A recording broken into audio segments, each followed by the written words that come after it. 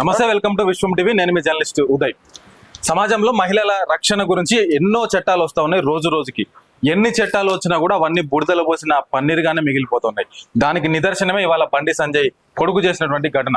బండి భగీరథ్ గురించి అందరూ మాట్లాడుతూ చేసింది తప్పు, క్షమించొద్దు, పోక్సో కేసులో మరణ శిక్ష విధించాల్సిందే అని చెప్పేసి ఇట్లా రకరకాల వాదనలు వినిపిస్తున్నటువంటి ఈ తరుణంలో నిన్న మోడీ హైదరాబాద్కి వస్తే కూడా మోడీ పక్కన బండి సంజయ్ కూర్చోవడాన్ని వాళ్ళ తెలంగాణ సమాజం, ముఖ్యంగా హిందూ సమాజం అయితే జీర్ణించుకోలేకపోతున్నారు. సో ఒక ఆడబిడ్డకు న్యాయం చేయలేనటువంటి, ఒక ఆడబిడ్డకు అన్యాయం చేసినటువంటి వ్యక్తిని నీ పక్కన కూర్చోబెట్టుకోవడం ఎంతవరకు సమంజసం అని చెప్పి వాళ్ళ మోడీని కూడా ప్రశ్నిస్తా ఉన్నటువంటి పరిస్థితి. మాట్లాడదా నాతో పాటు తెలంగాణ శ్యామనారు ఈ విషయానికి సంబంధించి మిగతా విషయాలు ఆయనతో మాట్లాడి తెలుసుకుందాం. అన్న, బండి సంజయ్ విషయానికి వెళ్లే ముందు బీజేపీని ఎందుకు మీరు ఇంత వ్యతిరేకిస్తున్నారు? అసలు బగ్గున లేచి పడతారు ఎందుకు బీజేపీ అంటేనే? అందుకే కదా మా నాయన కేంద్ర మంత్రి, మా నాయన వెనకాల మోడీ ఉన్నాడు. నేను మైనర్ బాలికను రేప్ చేసిన, మందు దాగి యూనివర్సిటీలో ఎవరిని కొట్టినా, ఓకేనా, డ్రింక్ అండ్ డ్రైవ్ చేసిన, పోలీసు వాళ్ళకు దొరికిన, చట్టము వ్యవస్థలు నన్ను ఏం చేయలేవు. బికాస్ ఆఫ్ నేను బీజేపీలో ఉన్నా, అందుకే బీజేపీని వ్యతిరేకిస్తా. హత్రాసులో నా చెల్లి దళిత బిడ్డ చిన్న పాపను చంపి సాక్షులను కూడా ట్రాక్టర్లతో గుద్ది చంపించారు. ఎందుకనంటే ఆ గుద్ది చంపించినోడు బీజేపీలో ఉన్నాడు, అందుకే బీజేపీని వ్యతిరేకిస్తా. నా తండ్రి బాబాసాహెబ్ అంబేద్కర్ మా వర్గాలు ఊరవతల బతికినాయి, మాలమాదిగులుగా ఊరవతల వెలివాడకు దూరంగా మేము బతికినాం. భారత రాజ్యాంగం రాస్తే ఇది బ్రిటిష్ రాజ్యాంగం, దీన్ని 100 సంవత్సరాల లోపు మేము మార్చేస్తాం, మా పార్టీ ఎజెండా ఆర్ఎస్ఎస్ ఎజెండా అని చెప్పారు, అందుకే దాన్ని వ్యతిరేకిస్తా. దాంట్లో భాగంగానే ఎప్పుడు బీజేపీని వ్యతిరేకిస్తా. బీజేపీ అనేటువంటి పార్టీ బ్రిటిష్ జనతా పార్టీ. సబ్బండ కులాల మధ్య, సబ్బండ ప్రజల మధ్య చిచ్చులు పెడుతూ, దేశ సంపదను దోస్తూ, కొన్ని వర్గాలకే కట్టబెడుతూ, ఇటువంటి మహిళల పని హత్యలు చేస్తూ, అధికారాన్ని దుర్వినియోగం చేసుకుంటూ, తప్పుడు తీర్పులు ఇప్పించుకుంటూ, జడ్జిలను కొనుక్కుంటూ, ఇటువంటి పనులు చేస్తూ పార్టీని వ్యతిరేకిపోతే ఏం చేస్తారు కదా? తప్పుడు పని వాళ్ళు చేసిరన్నా. ఇప్పుడు హనీ ట్రాప్ పేరుతో వాళ్ళు కదా ఇవాళ బండి భగీరథ్ ట్రాప్ లోకి లాగి 5 కోట్ల రూపాయలు వసూలు చేసింది. హనీ ట్రాప్ చేయడానికి బండి భగీరథే ఉన్నాడు బ్రదర్. నిజంగా హనీ ట్రాప్ అంటే నాకైతే హనీ ట్రాప్ అనేటువంటి కేసు ఇదే మొదటి కేసా తెలంగాణలో? ఇంతకుముందు ఏమైనా అయిందా బ్రదర్? నీకు తెలిసిన సమాచారం ఎవరి మీద అయిందా? ఎవరి మీద కాలే. హనీ ట్రాప్లు ఎవరి మీద అవుతాయి? పెద్ద పెద్ద కోటీశ్వర్ల మీద, పెద్ద పెద్ద ధనవంతుల మీద, పెద్ద పెద్ద దేశం ఇంకో దేశం మీద ఇటువంటి హనీ ట్రాప్ అవుతాయి. ఓకేనా? హనీ ట్రాపులు చిన్న చిన్న వ్యక్తుల మీద రావు. ఆడేమన్నా పెద్ద ఇదా? నిజంగా హనీ ట్రాప్ చేసి దేనికి చేశారు? హనీ ట్రాప్ డబ్బుల కోసం అని అంటాడు బండి సంజయ్. 50,000 రూపాయలు కొట్టిండు మా అంటాడు. నిజంగా నీకు దమ్ముంటే ఆ ఫోన్ పే బయట పెట్టు. నువ్వు కొట్టిన 2 నిమిషాలకే రిటర్న్ కొట్టిందామే. 2 నిమిషాలకే ఫోన్ పే బయట పెట్టమని చెప్పు. బండి భగీరథ్ చేసిన చాటింగ్ బయట పెట్టమని చెప్పు. బండి భగీరథ్ నువ్వు ఏ డేట్లో కలిసావు, ఎక్కడ కలిసావు, మీ ఇద్దరి మధ్య ఏ కట్టప్పగాడు ఉండి ఇది చేశాడు, బాధితురాలు కుటుంబం మీద నువ్వు బ్యాక్ డేట్ లోనే వీళ్ళందరూ హుషారవుతారు, మా మీద కేసు ఎక్కడ వస్తుందో అని నిర్మల్లో నువ్వు ఒక బండి భగీరథ్ ఫ్రెండ్ తోని ఒక కంప్లైంట్ ఇప్పించినవా లేదా? ఈ అమ్మాయికి బ్లాక్ మెయిల్ చేసే అలవాటు ఉంది అని. నిజమా కదా? ఇది డేట్ ఇప్పించుకొని అక్నాలెడ్జ్మెంట్ తీసుకున్నావు తప్ప ఎఫ్ఐఆర్ చేపేయలే. ఎందుకు? ఈ అమ్మాయి కేసు పెడితే మేము వీళ్ళకంటే ముందే మేము ఆడ ఇచ్చినామని చూపించుకోవడానికి. ఆ బాధితురాలు కుటుంబం కట్టప్పగాడు తీసుకొని అంత విని అయ్యో పాపం అని నీ దగ్గరకు వస్తే ఏమన్నావు నువ్వు? బండి సంజయ్ ఏమన్నావు నువ్వు? హౌలే కేంద్ర మంత్రి నువ్వు ఏమన్నావు? ఎంతమందితో తిరిగినావు నువ్వు అని అంటావా ఆ పిల్లని? అనలే నువ్వు? అమ్మవారి మీద ప్రమాణం చేసుకొని చెప్పు, తడి బట్టలతో గుళ్ళోకి జరువు. అమ్మాయి ఆ తల్లితో అనిపించనా? అప్పుడు కదా ఆ తల్లి ఆత్మహత్య చేసుకునే ప్రయత్నం చేయలే? కట్టప్పగాడు అందుకు సాక్ష్యం కదా జర్నలిస్ట్. కానీ ఇదే బండి సంజయ్ నిన్న స్టేజ్ మీద మాట్లాడుతూ న్యాయం ధర్మం నా వైపు ఉన్నది, తప్పుడు ప్రచారాలు నమ్మకండి, నేను ఏ పని చేసినా కూడా బీజేపీ ఇట్లా కాలర్ ఎగరేసుకునే పనే చేస్తా, నేను తప్పుడు పని చేయనని చెప్పి చెప్తున్నాడు. దాన్ని ఎట్లా చూడొచ్చు? తప్పుడు పని చేయకపోతే నీ కొడుకు మీద కేసు ఎందుకు అవుతుంది? పోలీసు వాళ్ళు అయితే అంత అల్లటప్ప వ్యక్తులు కాదు కదా. వాస్తవమో కాదా ఎవిడెన్స్ ఉంటేనే కదా కేసు చేస్తారు పోలీసు వాళ్ళు. సరే ఓకే, వాళ్ళు 7 years బిలో సెక్షన్స్ పెట్టారా, ఆయనను కాపాడే ప్రయత్నం చేశారని పక్కన పెడదాం బ్రదర్. పోలీసు వాళ్ళు ఉత్తనే కేసు చేస్తారు బ్రదర్. ఒక ఆడపిల్ల, అది కూడా కేంద్ర మంత్రి కొడుకు అని తెలిసి కూడా, ఆయన బీజేపీలో అదే దేశంలో బీజేపీ అధికారులు, ఆ క్యాబినెట్ లో మంత్రి, ఆయన కొడుకు అని తెలిసి కూడా ఆయన మీద కేసు చేస్తారు బ్రదర్. చిన్న వ్యక్తి కాదు ఆయన, అంత పెద్దోడు అని తెలిసినా ఆయన మీద కేసు చేశారంటే పోలీసు వాళ్ళు పేట బషీర్బాబు పోలీసు వాళ్ళు చేశారు బ్రదర్. వాళ్ళేం పెద్ద ఏమంటారు ఇంటర్నేషనల్ ఇది కాదు కదా. దేనికి చేశారు? ఎస్, బాధితురాలు వచ్చి ఎస్ నేను మైనర్ని, నన్ను ఇబ్బంది పెట్టాడు, నాతో చాలా మిస్బిహేవ్ చేశాడు, ఆ కేంద్ర మంత్రి కొడుకంట, 2-3 సార్లు ఇలాగే చేశాడు, చేస్తే నేను అప్పుడు భయపడ్డా, ఇంకోసారి ఇలాగే చేశాడు మళ్ళీ భయపడ్డా, నా ఇంటి దగ్గరికి వచ్చి నువ్వు లేకపోతే నేను చచ్చిపోతాను ఏడ్చాడు. ఆ కారులో కూర్చొని ఏడ్చేది వాళ్ళ ఇంటి దగ్గరే, ఇక వాళ్ళ ఇల్లు చెప్పకూడదు ఎక్కడుంది ఏంటనేది. నువ్వు వస్తావో బయటికి రావా లేకపోతే నేను చచ్చిపోతా. ఎక్కడెక్కడో చేతులు వేసాడంట, చాలా అసభ్యంగా ప్రవర్తించాడు బ్రదర్, చెప్పకూడనివి. ఫారెన్లో గనక ఎలా ఇది చేస్తారో అలా అయితే ఒక మనిషిలాగా ప్రవర్తించిన వాడు ఒక మూర్ఖుడిలాగా ప్రవర్తించాడు. అవన్నీ కడుపులో దాచుకొని అది కేంద్ర మంత్రి అయినా ప్రధాన మంత్రి అయినా ఇంకా ట్రంప్ గాని కొడుకైనా ఎవడైతే నాకేంటని ఆ తల్లి ధైర్యంగా ముందుకు వచ్చి వాళ్ళ తల్లికి చెప్పి ఆ తల్లి ఒక కంప్లైంట్ లెటర్ రాసి తెలంగాణలో ఉన్నటువంటి చాలా మంది జర్నలిస్టులు తీసుకొని పోయి పేట బషీరాబాద్ పోలీస్ స్టేషన్ పోతే కేసు అయింది బ్రదర్. ఉత్తానే అవుతుందా బ్రదర్? నువ్వు అంటున్నావు కదా బండి సంజయ్ని ఎవరు రాజకీయంగా దెబ్బ కొట్టడం కోసం ఇదంతా నా మీద జరుగుతున్న కుట్ర అంటున్నావా? ఏంది కుట్ర? ఇది ఇది ఒక్కసారి వచ్చిందా నరేంద్ర మోడీ గారు తెలంగాణకు హైదరాబాద్కు? ముందు ఎప్పుడు రాలే? టూరిస్ట్ లాగా సినిమా హీరో లాగా 100,000 సార్లు వచ్చిపోయాడు. ఎప్పుడైనా ఏమన్నా అన్నమా? విధానాల మీద మాట్లాడేది ప్రజలు కూడా. వచ్చినా నరేంద్ర మోడీ గారు చేసింది ఏం లేదు. బయ్యారం ఉక్కు ఫ్యాక్టరీ లేదు, మా కాజిపేట కోచ్ ఫ్యాక్టరీ లేదు, నవోదయ పాఠశాలలు ఇవ్వలే, గిరిజన యూనివర్సిటీ ఇవ్వలే, నువ్వు చాలా ఉన్నాయి మాట్లాడారు. మేము మాట్లాడేది అంటే మీ రాజకీయాలు మీరు చేసుకోండి. ఆ పిల్లకు న్యాయం చేస్తారా చేయరా? నువ్వు రాజీనామా చేస్తావా చేయవా? అప్పుడు గతంలో టెక్ మహేంద్ర యూనివర్సిటీలో ఒక అబ్బాయిని ఇలాగే అనకూడదేమో లంజోడక మాకేలోడు అని కొడుతుంది చూసినా. అంటే వాడు అన్న మాటలు నేను చెప్తున్నా సారీ. కొడుతుంటే సమర్థించి ఏం చెప్పారు? ఒక ఆడపిల్లని అల్లరి చేస్తుంటే కొట్టాడండి, తప్పే ఉంది అని అన్నాడు. మరి ఇప్పుడు ఆడపిల్లని అల్లరి చేసిన ఎవడు కొట్టాలండి? అరే మళ్ళీ ఏడున్నావురా నువ్వు చెప్పరా రే? వాడు మళ్ళీ నా చోటా నాయం గాడు ఆడు సమర్థించినప్పుడు వాడు యూట్యూబ్ పెట్టుకున్నాడు జర్నలిస్ట్ అని చెప్పుకుంటాడు. ఏడున్నావురా చెప్పు. చాలా మంది విధవులు సమర్థించినప్పుడు మమ్మల్ని తిట్టారు, మీ ఇంట్లో మీ అక్కని మీ చెల్లెని ఎవడని ఇబ్బంది పెడితే నువ్వు ఊరుకుంటావారా కొట్టవారా అని. కొడతాడా అలా అని అంటే ఇప్పుడు మరి మన అక్క మా చెల్లెనే ఇబ్బంది పెట్టింది, రండ్రా కొడదాం అందరం. మా అక్కనే ఆ పాప, రండ్రా కొడదాం, మైనర్ పాప ఆమె. కాబట్టి ఈ రకంగా ధర్మాన్ని నీ దేశాన్ని అడ్డం పెట్టుకొని మీరు ఇటువంటి దుర్మార్గం పనులు చేసినప్పుడు 100% బీజేపీ నాయకుడైనా బీజేపీ పార్టీ అయినా బాధ్యత వహించాలా లేదా? అయితే ఇప్పుడు ఇదే ప్లేస్ లో ఒక పేదవాడు ఉంటే ఈ పోక్సో కేసు అయితే మనం ఇప్పటి వరకు ఎక్కడో రాష్ట్రం దాచిట్టేటోళ్ళు దేశం దాటించేటోళ్ళు అవసరమైతే చంపేటోళ్ళు పోక్సో కేసులో. ఇవాళ కేంద్ర మంత్రి కొడుకు అన్నటువంటి ఒకే ఒక ఉద్దేశంతో వాళ్ళ పోలీసు వాళ్ళు సైలెంట్ గా ఉన్నారు, సమాజం సైలెంట్ గా ఉన్నారు, ముఖ్యంగా మహిళా లోకం కూడా సైలెంట్ గా ఉన్నారు. వాళ్ళ చిన్న చిన్న విషయాలకు మాట్లాడే మహిళా లోకం కూడా ఈ విషయంలో సైలెంట్ గా ఉండదు. దాంట్లో చూడొచ్చు అంటే ఒకటి బ్రదర్, ఇప్పుడు పెద్దోనికో చట్టం పేదోనికో చట్టం లేదు. ప్రజాస్వామ్య వ్యవస్థలో ప్రజల చేత ప్రజల కొరకు ఎన్నుకోబడ్డటువంటి నాయకుడిని ఎన్నుకునేది ప్రజలు. డెమోక్రసీలో అందరూ సమానమే, చట్టం ముందు లా ముందు అంటే బిఫోర్ ఆల్ ఆర్ ఈక్వల్. 1000 మంది దోషులకు 1,00,000 మంది దోషులకు 1,00,00,000 మంది దోషులకు శిక్ష పడ్డ తప్పలేదు, కానీ ఒక నిర్దోషికి శిక్ష పడకూడదు. మనది లా అంత గొప్ప లా.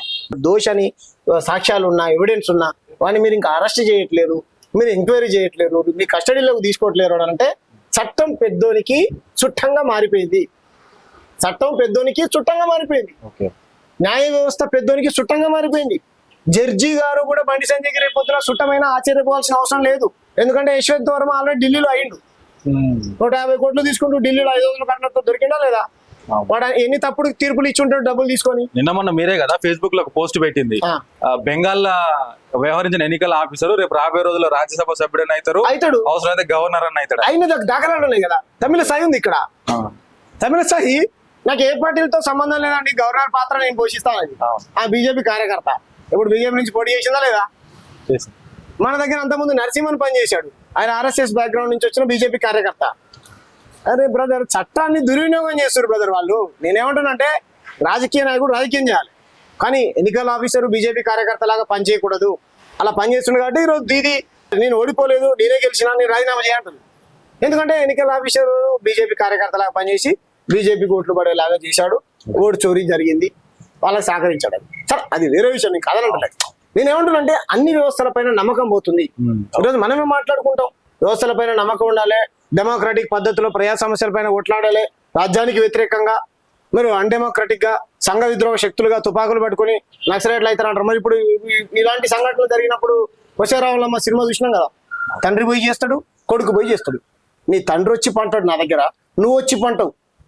నేను నీకు ఇదైనప్పుడు నీ తండ్రికి నీ తండ్రి నా దగ్గర పడినప్పుడు నువ్వు నా దగ్గర పడినప్పుడు నీకు నేను ఏం కావాలరా అని అడుగుతున్నామే. చెప్పు బండి సంజయ్, అవునా? అటువంటి వ్యవస్థ మళ్ళీ వచ్చింది కాబట్టి ఈ దొరల వ్యవస్థకు వ్యతిరేకంగా అప్పుడు ఉన్నటువంటి ఆ విప్లవోద్యమం కొనసాగింది. సరే అది పోయింది మనం అనుకున్నాం. కానీ బండి సంజయ్ కొడుకు రూపంలో మళ్ళీ రాజకీయ నాయకుల కొడుకులు ఇటువంటి మన చెల్లెళ్ళని తల్లని చెరబట్టిన మనం సైలెంట్ గా ఉండాలనడానికి బండి సంజయ్ కొడుకు కేసే ఎగ్జాంపుల్ కదన్నా. చాలా వరకు ఇప్పుడు బండి సంజయ్ కొడుకు ఒకటేనే కాదు, చాలా మంది మంత్రుల కొడుకులు, సలహాదారుల కొడుకులు, అప్పుడున్న ఎమ్మెల్యేల కొడుకులు ఇట్లనే సరే ఇప్పుడు అత్యాచారాలు కాకపోయినా మందులో బుద్ధి సంపుడు ఇట్లాంటి చాలా చేసిరు. మరి వాళ్ళు ఎందుకు బండి సంజయ్ కొడుకుని హైలైట్ చేసి మాట్లాడుతూ ఉన్నారు? ఎవరు మాట్లాడుతారు? జనం అంతా. సూపర్. ఎందుకనంటే ప్రతి నాయకుడి మీద ఒక మంచి అభిప్రాయం, చెడ్డ అభిప్రాయం సమాజంలో ఉంటుంది బ్రదర్.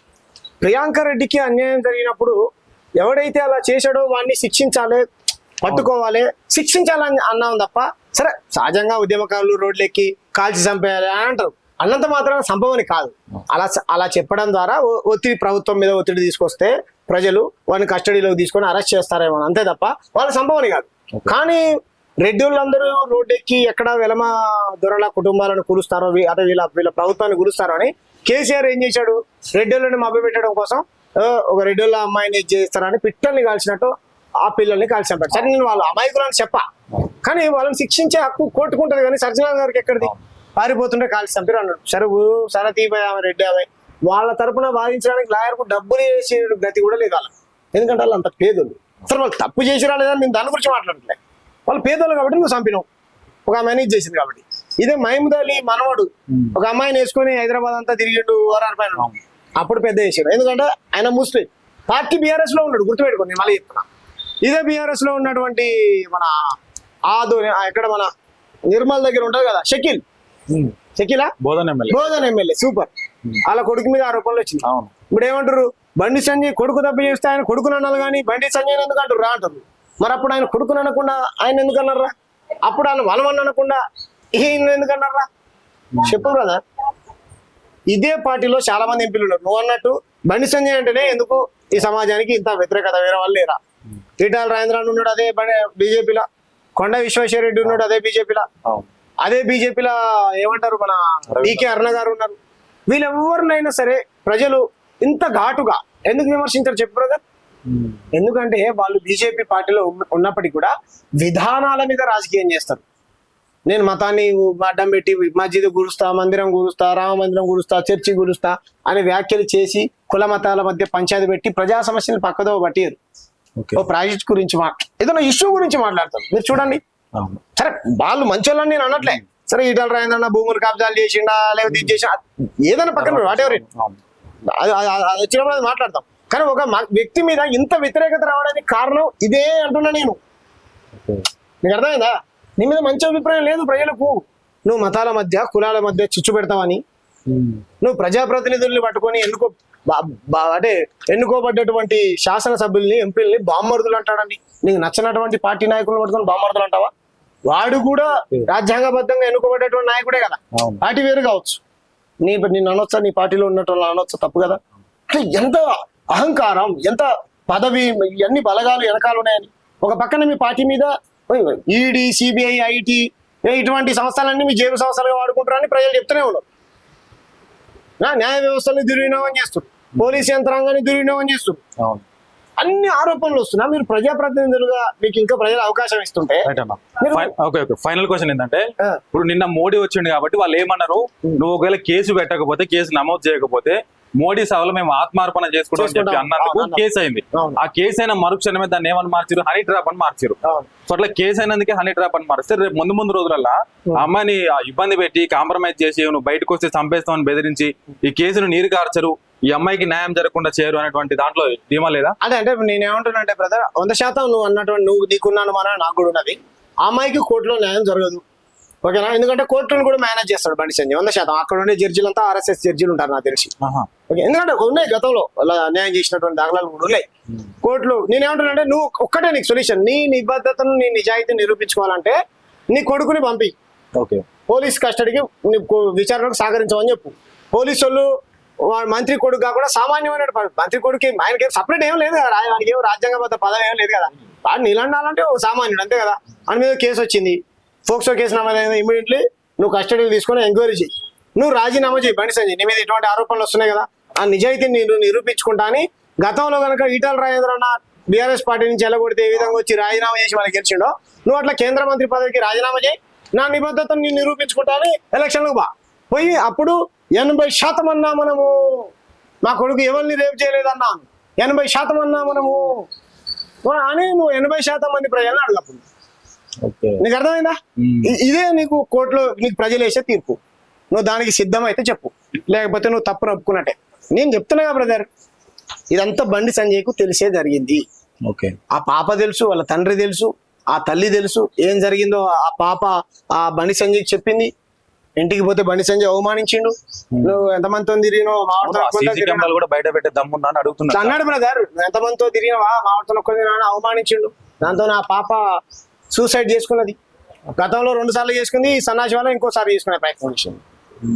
చెప్పినా ఎంతమంది వాడు కట్టప్పగాడు ఉన్నాడు, అది వాడికి మొత్తం తెలుసు. వాడే నోరిప్పాలి వాడిని మెజిస్ట్రేషన్ ముందు వాడిని పెట్టాలి కోర్టులో, వాని పేరు ఇంక్లూడ్ చేయాలి ఫోక్సో కేసులో. చాలా పెద్ద ఇది ఉంది బ్రదర్. మనకు తెలిసిన సమాచారం 55 ఇంకా దాస్తుర్రు పోలీసు వాళ్ళు. నేను అన్ని చెప్పకూడదు బయట, ఇంకా చాలా ఉన్నాయి అని చెప్పకూడదు.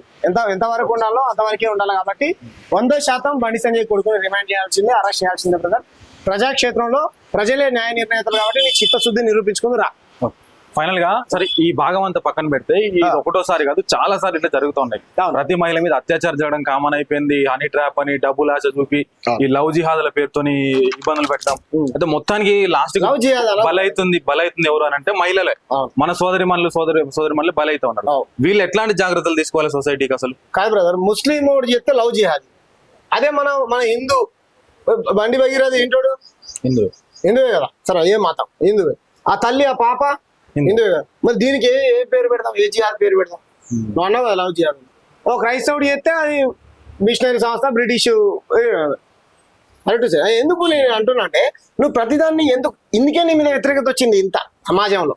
ప్రతిదానికి మతాన్ని కులాన్ని ముడిపెడతావు. ప్రతిదాన్ని ఒక మతం కోణంలో ఎందుకు చూస్తావు? తప్పులా చూడు, మనిషిలా చూడు.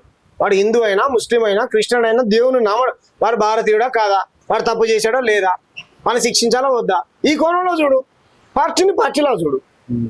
అంతే తప్ప నువ్వు పేటెంట్ కాదు కదా ధర్మానికి.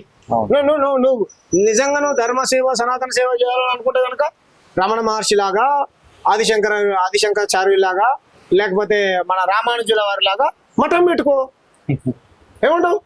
రాజకీయం నువ్వు పచ్చి రాజకీయ నాయకుడు, నువ్వు రాజకీయం చేసుకుంటూ నేను దేవుని అడ్డం పెడతా అంటే ఎట్లా? దేవునికి ఏం రాజకీయ కండవ లేవు కదా. కప్పినావు చెప్పు, మరి రాజకీయ కండవ కప్పినావు దేవునికి? కప్పితే చెప్పు నీ మొక్క. ఏమంటావు బ్రదర్? అంతే కదా. దేవుడు అందరి వాడు. ఒక దేవుడు ఏ దేవుడు తెచ్చకూడదు. ఆ దేవుడిని అడ్డం పెట్టుకున్న లంగలు దొంగలు. కాబట్టి నీ నిజాయితీని, నీ బద్ధతను నువ్వు రాజీనామా చేసి ప్రజల్లోకి వచ్చి నిరూపించుకో. ఇక్కడ ఉన్నటువంటి కాంగ్రెస్ ప్రభుత్వం సైకిల్ కాంగ్రెస్ కాకుండా ఒరిజినల్ కాంగ్రెస్ లాగా వ్యవహరిస్తే గనక నువ్వు బండి సంజయ్ కుమారుడి పైన చర్యలు తీసుకోవాలి రాష్ట్ర ప్రభుత్వం. ప్రజలందరూ రోడ్లు ఎక్కాలి. మహిళా సంఘాలే కానీ, ప్రజాప్రతినిధులే కానీ, సినీ సెలబ్రిటీలే కానీ, ఇంకా చాలా మంది ఎవరెవరైతే ఈ స్టార్డమ్ ఉన్నటువంటి సెలబ్రిటీలు అని చెప్పుకునే వాళ్ళు ఉన్నారో వాళ్ళు ఎక్కాలి. సరే పనికిరాని అన్నాను కానీ ఇష్యూస్ మీద గంటల తరబడి డిబేట్లు పెట్టేటువంటి విధాలు ఇప్పుడు వీటి గురించి మాట్లాడాలి. వాడు మార్వాడి ఛానల్ మాట్లాడుతాడు ఈ కాలంలో. వాడి పేరు చెప్పకూడదు చెప్పాడు, భరత్ అంట వాడు.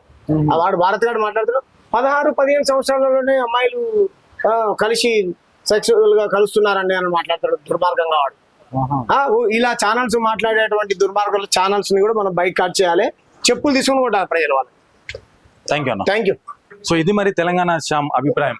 ఒకవేళ బండి సంజయ్ నువ్వు నిజంగా తప్పు చేయలేదు, నీ కొడుకు తప్పు చేయలేదు అని చెప్పేసి నువ్వు భావిస్తే గనక, ఒకవేళ నువ్వు ఎక్కడైతే గెలిచినో అక్కడే మళ్ళీ రాజీనామా చేసి పోటీ చేసి గెలువు, నీకు చిత్తశుద్ధి ఉంటే.